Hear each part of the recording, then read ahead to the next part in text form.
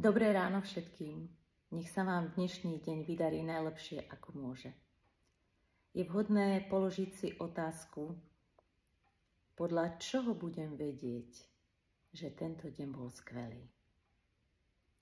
Takto dáš svojej mysli dôvod na to, aby myslela na to, čo je pre teba najlepšie.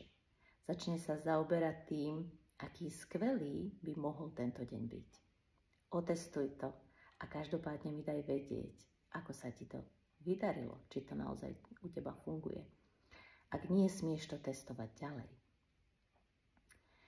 A takisto smieš uzavrieť so sebou 4 dohody, ktoré sme deň po dni tento týždeň prebrali a verím, že si ich aj otestovala. Takže nepreviňuj sa slovom, ani voči sebe, ani voči iným. Neber si nič osobne. Ak na teba niekto zaútočí alebo povie niečo na tvoju adresu, nie je to o tebe. Je dôležité, ako to príjmeš a či to príjmeš. Hlavne to nerozvíjaj v sebe, pretože väčšina ľudí, keď na niekoho zaútočí, má problém. Ale to nie je tvoj problém. Každopádne smieš pomôcť, ak je to prijaté, ale hlavne vyžiadané.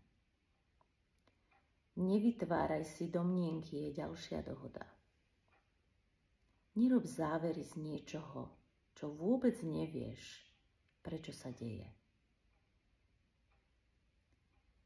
Je dosť nešťastné myslieť za iných a domnievať sa, že niečo sa deje nejakým spôsobom pre toto a pre toto. Väčšinou sa to deje úplne inak. A 4. dohoda je rob veci najlepšie, ako vieš.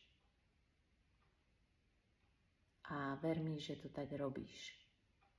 Preto si nevyčítaj, že si to mohla urobiť lepšie. Na budúce to urobíš lepšie. Pretože už máš tú skúsenosť, že týmto spôsobom, ktorým ti to nevyšlo, to nepôjde. Preto smieš vyskúšať urobiť to inak a takto sa vyvíjať.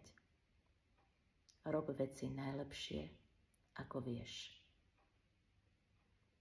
Majte krásny deň.